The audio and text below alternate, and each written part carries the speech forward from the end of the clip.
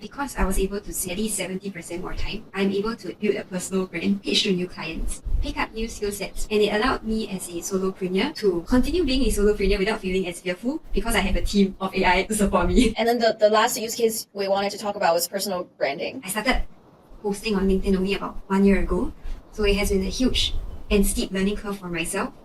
When I first started, nobody gave a poop, right? I just like, it's so hard to create content. Oh my gosh, like, how do people even write in such a weird ways? It's like, the sentences are so short, who does that?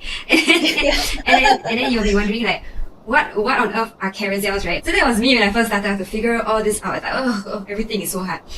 But as I learned and failed and experimented, I picked up lots of new skills. And you can see like, I have video, post, copy, I have of course, mastered the art of carousels after taking some time. I also have like single images, tested so many different formats. I've tested cheat sheets, personal stories, like even like a more branded Nike-ish kind of inspirational quote.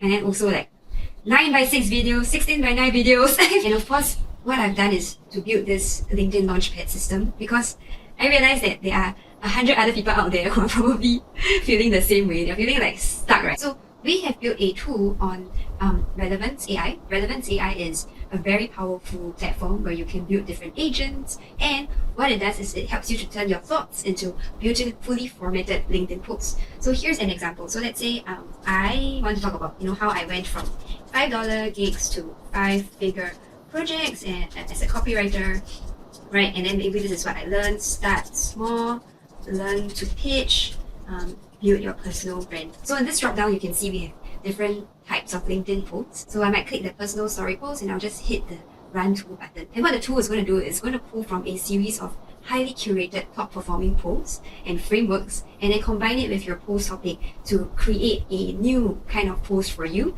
that serves as a good version 1. It will not only give you just one post, but it will give you 3 different posts. So you can see this one says, when I was a freelance copywriter, this is my daily routine, right? You can always tweak it, make it more accurate. Then you have post 2.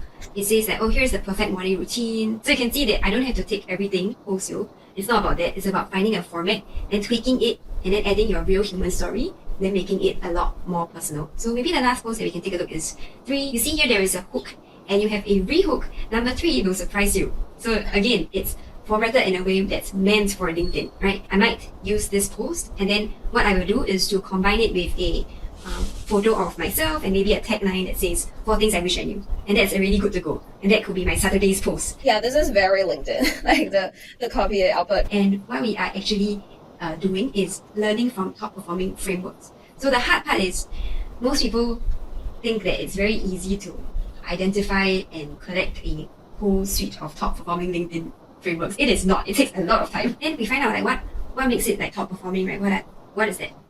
What is it spice, right? And then figure out like how do we craft it into like a template that can be used for other posts, and then start curating and building a library of it. Would you talk a little bit about the quantifiable impact that AI tools have had on your business, on your personal branding, etc.? In the past, I would only have been able to take on maybe 2 or 3 clients. I can push that number to 7 or 8 or more right now as a solopreneur.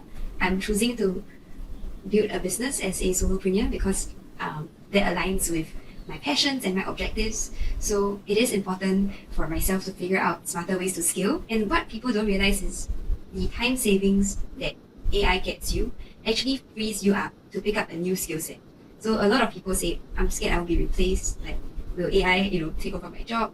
Like for me, that was what happened at the start, right? But because I was able to save so much time in my day-to-day workflows, at least 70% more time, I'm able to A, build a personal brand, B, pitch to new clients, C, pick up new skill sets, for example, sales. I've never done that before.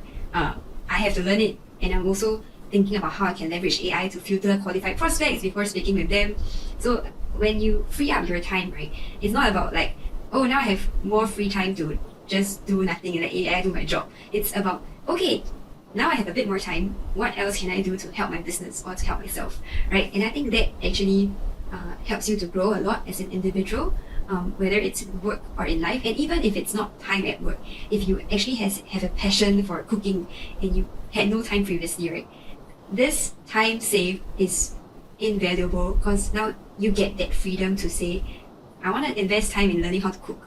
And that's something you couldn't have done without AI. So the time saved from using AI and how it translates into, more opportunities, more freedom, more focus on higher level skill sets. I think that is actually what I gained the most. And of course, like income wise, it increased significantly because I could take on more clients, I could offer more services, I could understand my pitch, and it allowed me as a solopreneur to continue being a solopreneur without feeling as fearful because I have a team of AI to support me. That is how incredible it is.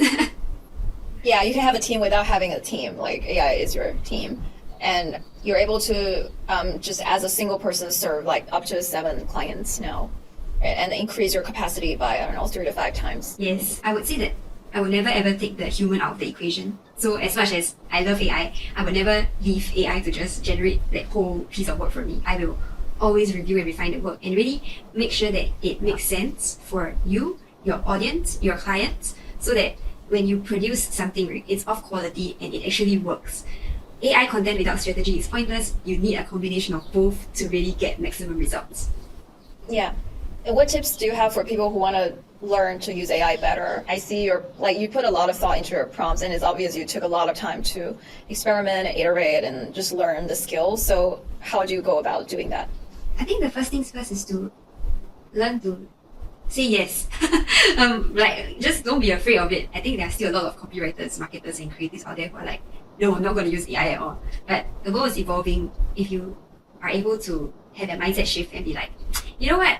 I know it's changing, but I'm here for it. I'm just going to learn and see how that goes. That actually helps a lot. It goes a long way, right? So that mindset shift of like, yes, I don't mind like learning how to leverage a new skill set. I don't mind trying new things. I don't mind thinking about how to integrate it in my workflows. That is number one.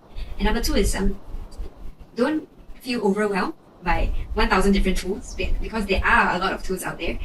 Instead, just think about what are your main use cases. So think of it from a problem-first approach. If you are a writer, in my case, how would I streamline my research process? Then I would look for a tool like Perplexity that could help me or U.com that could help me, right? So problem first, then AI support. That actually helps you to narrow that field of options and really find tools that can help you with that. Thank you so much, Audrey, for your time. This was really awesome, and I learned a lot. Thanks so much for having me too, Zara. I appreciate